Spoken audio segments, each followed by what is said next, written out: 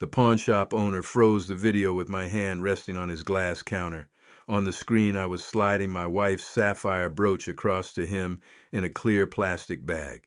My daughter Rebecca stood so close to the monitor that her shoulder nearly touched mine. Officer Nolan was behind us with his notebook open, and Marisol Vega, the woman Rebecca had accused of stealing from her dying mother, was waiting outside in the Arizona heat because she had not been invited into the back room. The owner pointed at the date in the corner of the image. "That's you, Mr. Whitaker, correct?" I had spent 38 years investigating insurance fraud.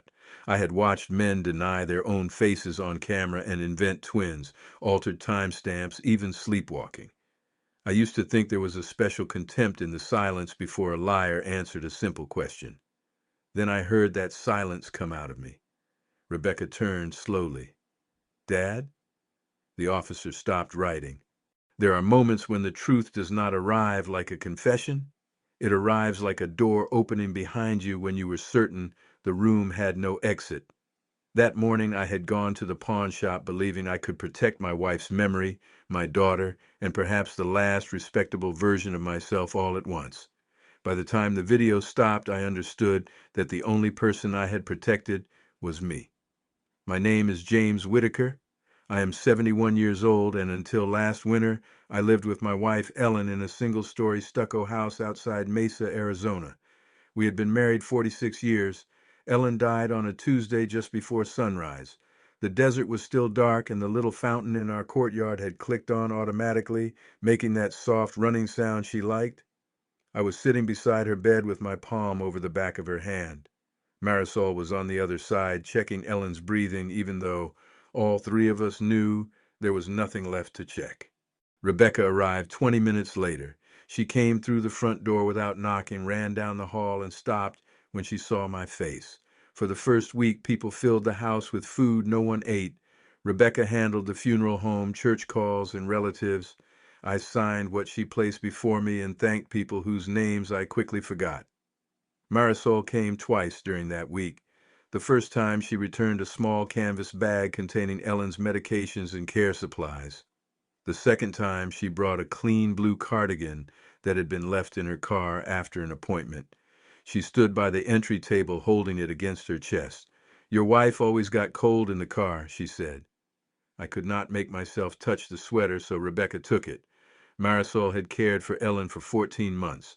At first she came 3 afternoons a week. By the end she was there most evenings and 4 nights a week.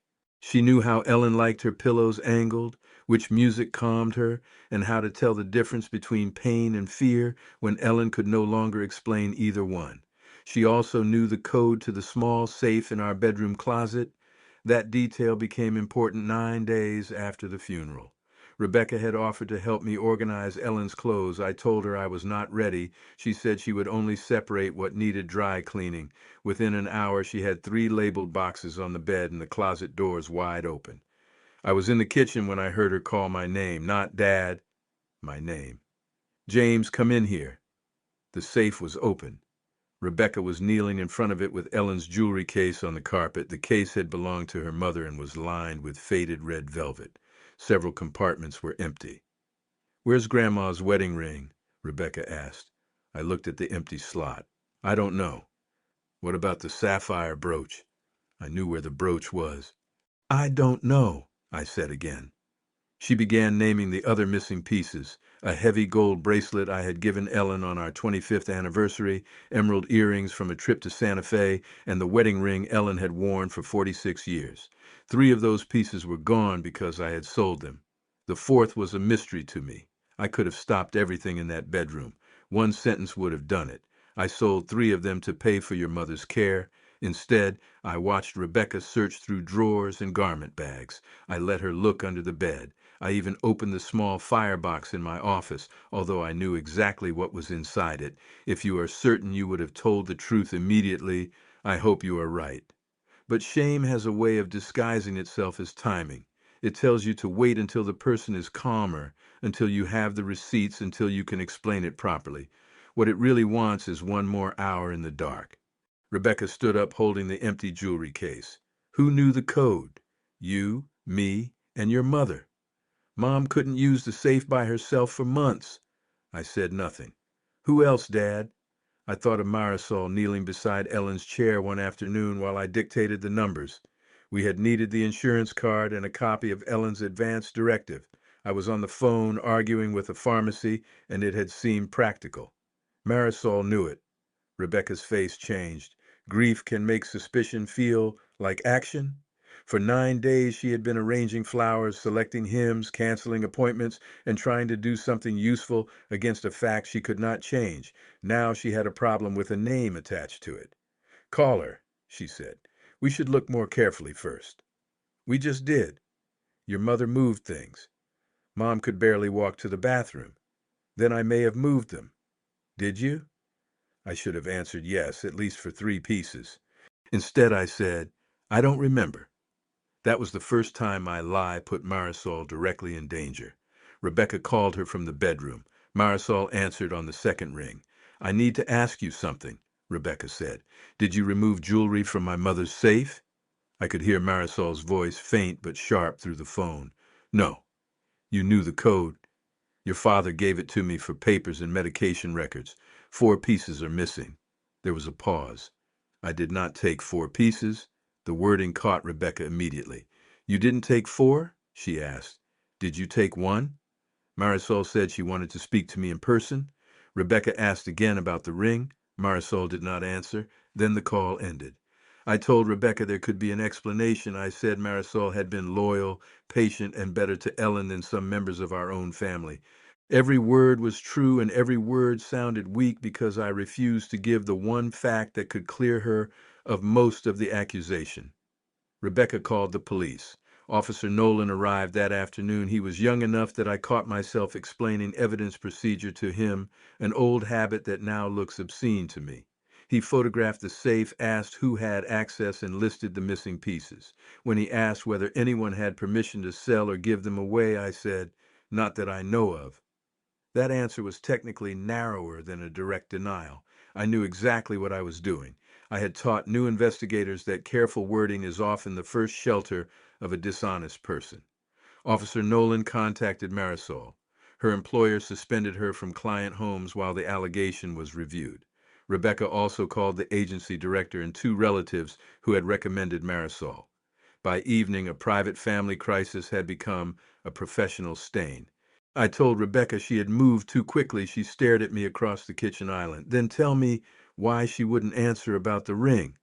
I could not. You always say innocent people give you facts, she continued. Where are her facts? The cruelest part was that she was using my own lessons. When Rebecca was a teenager, I had taught her to photograph serial numbers, read contracts, and never let embarrassment stop her from reporting a loss. She believed she was doing exactly what I had raised her to do. I had also raised her to believe I kept our family finances under control. That belief was the beginning of the whole thing. 6 months before Ellen died, our long-term care insurer reduced the number of overnight hours it would reimburse. The letter called it a revised care authorization based on documented functional needs. What it meant was that a reviewer who had never watched Ellen wake frightened at 2 in the morning decided she no longer qualified for the level of supervision her doctor recommended. I appealed. I sent physician notes, medication records, and an incident report from the night Ellen wandered into the courtyard. The company upheld the reduction. Without the reimbursement, 4 nights of care each week cost more than $6,000 a month. Rebecca had asked me about the insurance twice. Handled, I told her.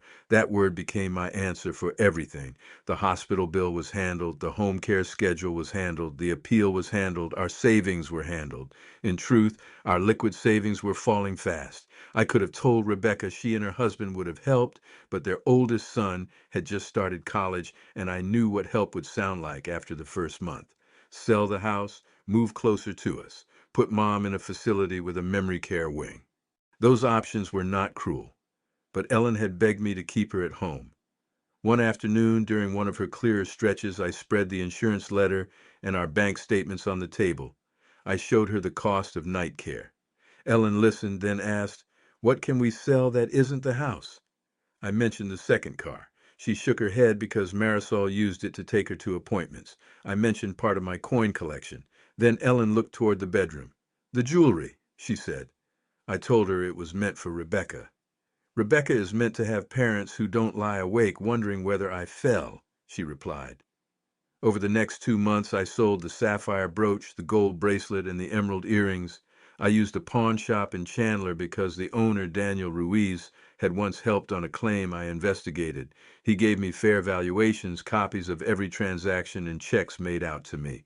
The money went into the account from which the care agency was paid. Ellen agreed each time, but we did not write it down. I did not record her. I did not tell Rebecca. And because Ellen's memory came and went, I knew a skeptical person could ask whether her consent had been informed on those particular days. I told myself I was preserving her dignity. The less flattering truth is that I was preserving my authority. I had spent my entire life being the person who discovered what other people hid.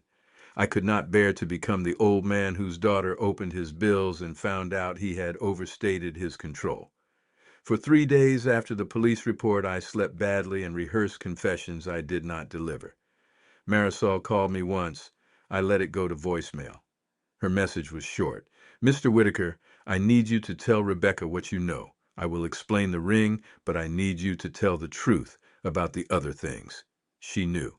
Of course she knew. She had seen me carry the jewelry case to the kitchen. She had driven Ellen to the bank with me after the first sale. She had probably seen the care invoices on the counter, but Marisol did not expose me in her police interview. Later, I learned that she had told Officer Nolan only that Ellen and I had made private financial decisions regarding care. She had protected our confidentiality while I allowed her suspension to continue. On the fourth morning, Officer Nolan called. A pawnshop database search had matched descriptions of 3 pieces. He wanted Rebecca and me to meet him at Daniel's shop. I knew then that the choice I had postponed was gone. The shop sat between a tax service and a discount tile store. Daniel led us behind the counter. He looked older than I remembered, or perhaps I had never entered carrying this much shame. He placed copies of 3 purchase records on a desk. Rebecca saw my printed name before I could speak. "What is this?" she asked. Daniel did not answer. He looked at me. Officer Nolan asked to see the surveillance footage associated with the transactions. Daniel opened his computer, selected the first date, and there I was. On the video, I looked calm. That bothered me more than anything. I watched myself unwrap the brooch, discuss its clasp, and sign a form. No one looking at that man would have guessed his wife was at home losing pieces of herself by the week. "That's you, Mr. Whitaker, correct?" Daniel asked. "Yes." Rebecca stepped back from the monitor. "You sold them?" "3 of them." "And you let me call the police on Marisol?"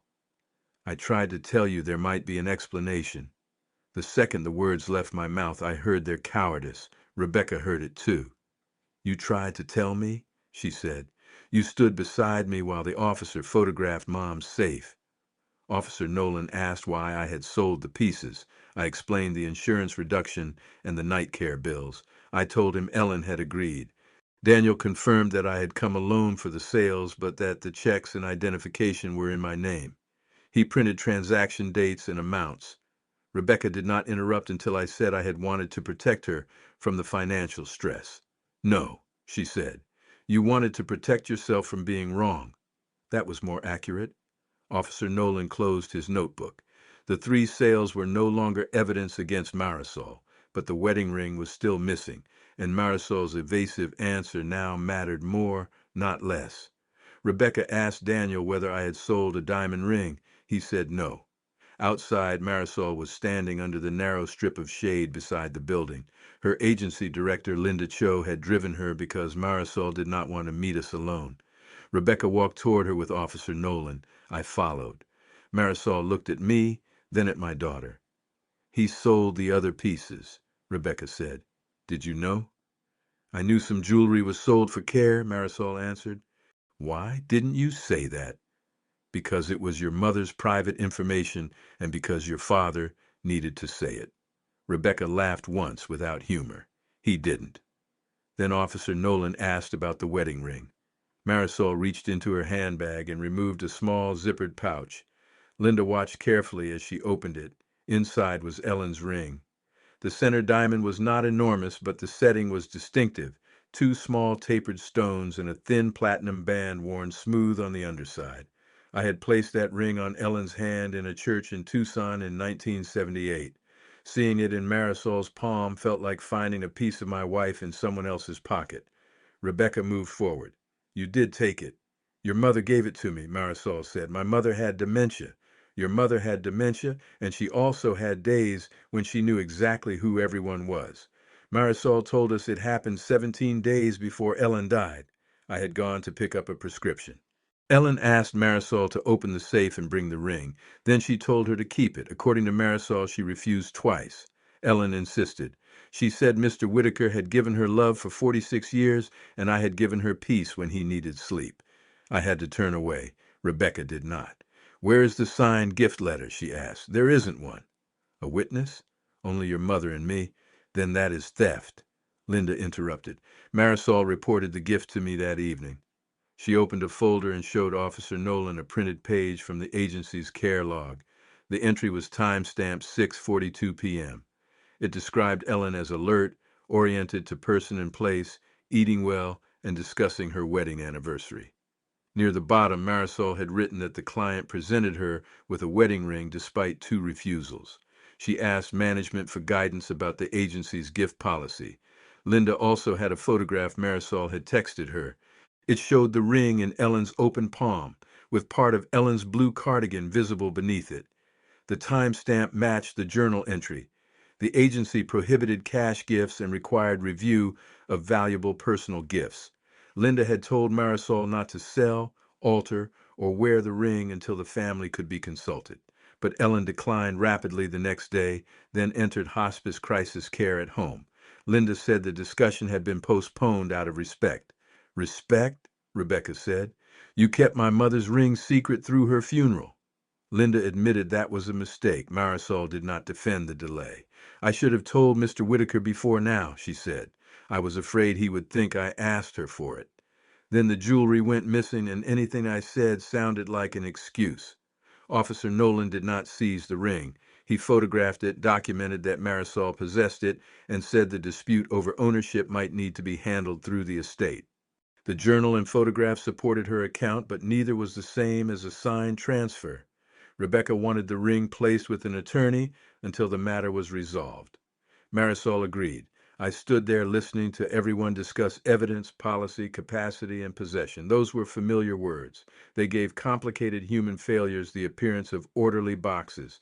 But one fact did not fit into any box. Marisol had been forced to prove her innocence because I had chosen my reputation over hers. I asked everyone to come inside. Daniel let us use the small customer area after he locked the front door for lunch. Marisol remained near the entrance. Rebecca stood with her arms crossed. Linda held the pouch containing the ring, and Officer Nolan waited with the patience of a man who knew I had more to say. I did not sit. Before anybody discusses that ring, I said, I need to correct the record about what happened. I looked at Marisol. I knew you did not sell the brooch, bracelet, or earrings. I knew it from the moment Rebecca opened the safe.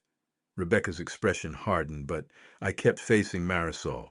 I stayed quiet because I had lied to my daughter about the insurance and our finances. I told myself I needed time to explain. Then the police were called, and I still stayed quiet. Your job was suspended. Your name was given to people who trusted you. I allowed that to happen to avoid admitting what I had done. Marisol's eyes filled, though her voice stayed level. You could have called me. Yes. One call. Yes. Mrs. Whitaker trusted me in your home. She did. And you knew I was caring for my mother with that job. I had not known. That did not help. I am sorry, I said. It was not enough, but it was finally true. I told Officer Nolan I wanted my statement amended and Rebecca's theft complaint withdrawn as to the 3 sold items. I offered the transaction records, bank deposits, insurance letters, and care invoices. I also said that if the agency needed a written admission of my delay, I would provide it. Then I turned to Rebecca. You acted on false information I allowed you to believe. Calling the police was your decision, but the lie underneath it was mine. She asked whether Ellen had really agreed to the sales. Yes. Do you have proof? Only the care schedule, the deposits, and my word. The same word you gave me when you said everything was handled? That question landed where it should have. Yes, I said. We did not solve anything in the pawn shop. Real confessions do not restore trust on contact. They only stop the damage from spreading in secret. Over the next week, Officer Nolan confirmed that the 3 checks matched payments to the care agency. The police closed that portion of the report without charges. Rebecca sent written corrections to the 2 relatives she had called. Linda lifted Marisol's suspension, but 2 client families had already requested other caregivers. Facts travel slower than accusations. I paid Marisol for the shifts she lost. She resisted until Linda told her it was not charity, it was compensation for harm I had caused. The ring remained in a sealed envelope at the office of Anita Patel, an attorney who handled probate and elder matters. Anita had never represented me before. That was deliberate. I did not want a friend who would confuse loyalty with advice. She reviewed Ellen's medical notes, Marisol's care entry, the photograph, and the agency policy. She explained that the absence of a signed gift document did not automatically make Marisol a thief, just as the journal entry did not automatically settle ownership. Ellen's mental capacity could vary by hour. A court fight would require testimony about her state that afternoon, the ring's value, Marisol's influence, and the delay in disclosure. It would also turn Ellen's last clear day into an argument conducted by strangers. Rebecca wanted to fight at first. To her, the ring was not only property, it was the one piece she had expected to pass from her mother to her. I understood that. Ellen had once mentioned giving it to Rebecca years before the illness. She had never put that intention in a will. Marisol was willing to return it if keeping it meant being called a thief forever, but she wanted the record to state that Ellen had given it freely. Tell me honestly what you would have done with that ring. Follow the evidence, honor the daughter's expectation, protect the caregiver from an accusation that could follow her for years? I had made a career out of believing facts produce clean answers. In that office, every fact seemed to carry a debt to someone. Anita proposed a settlement. The estate would acknowledge that the available evidence supported Marisol's account that Ellen intended the ring as a gift. Rebecca and I would release any civil claim to it. Marisol would keep the ring and release claims related to the accusation and her lost work, which I had already paid. The agreement would not ask a court to declare Ellen competent or incompetent on that day. It would simply prevent all of us from using uncertainty as a weapon. Rebecca requested one condition. She wanted a copy of the photo and the care entry. Marisol agreed. Then Marisol asked for something of her own. She wanted Rebecca to send a written correction to the care agency stating that the report concerning the 3 missing pieces had been based on incomplete information and that no evidence showed Marisol had stolen them. Rebecca signed it. The meeting lasted less than an hour. The grief underneath it had taken months to create. Afterward, Marisol opened the sealed envelope. She held Ellen's ring between her fingers but did not put it on. She told me not to keep it in a box, she said. Rebecca looked at the ring for a long time. She hated saving things for special occasions, she replied. It was the first gentle sentence either of them had spoken to the other. Marisol later had the ring fitted to her right hand. She sent Rebecca a photograph before wearing it. She did not have to do that. I think she wanted Rebecca to see that it had not disappeared into a pawn case or an online auction. It remained what Ellen had intended it to be, gratitude made visible. My relationship with Rebecca required a different agreement. After the attorney meeting, she arrived at my house with a proposal for full access to my bank accounts, credit cards, insurance portals, and investment statements. She said she could set alerts for withdrawals, monitor automatic payments, and prevent me from hiding another crisis. 6 months earlier, I would have rejected the folder without opening it. This time I read every page. Then I told her no. Her face tightened. So nothing changed. Something changed, I said. I am not going to lie to you about large expenses again, but accountability is not the same as surrendering every key. We took the proposal back to Anita. With her help, we created a shared expense journal.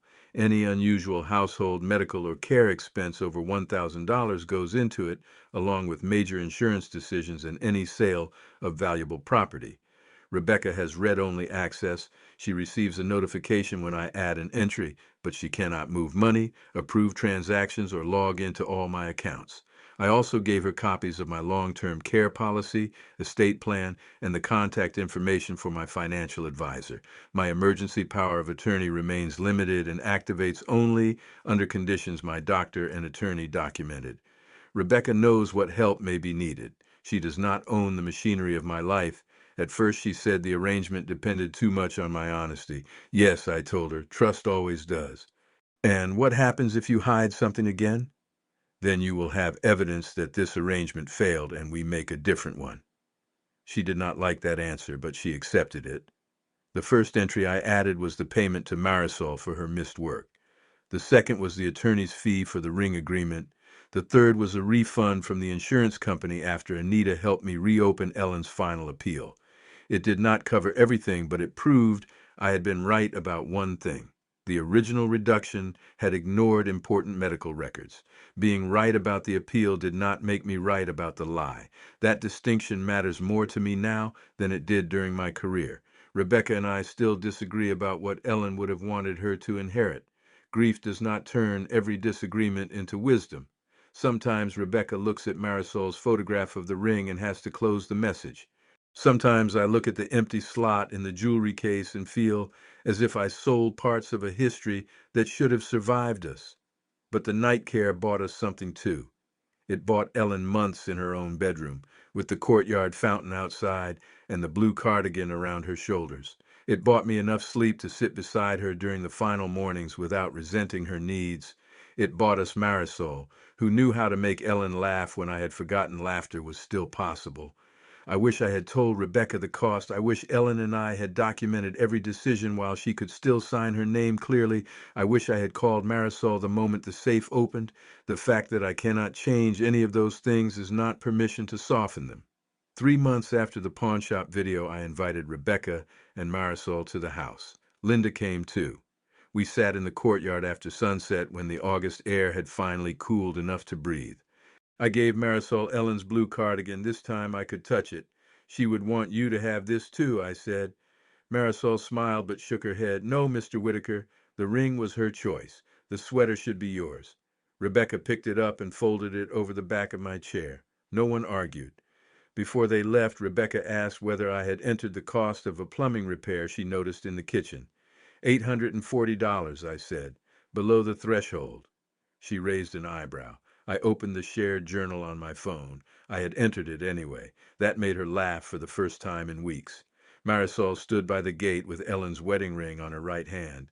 It caught the courtyard light when she waved goodbye. I expected the sight to hurt. It did, but not in the way I feared. The ring was no longer evidence on a desk. It belonged to a living person my wife had trusted. Rebecca still has access to my expense journal. She does not have control of my accounts. Marisol still has the ring. I still have the empty jewelry case and every receipt from the pawn shop.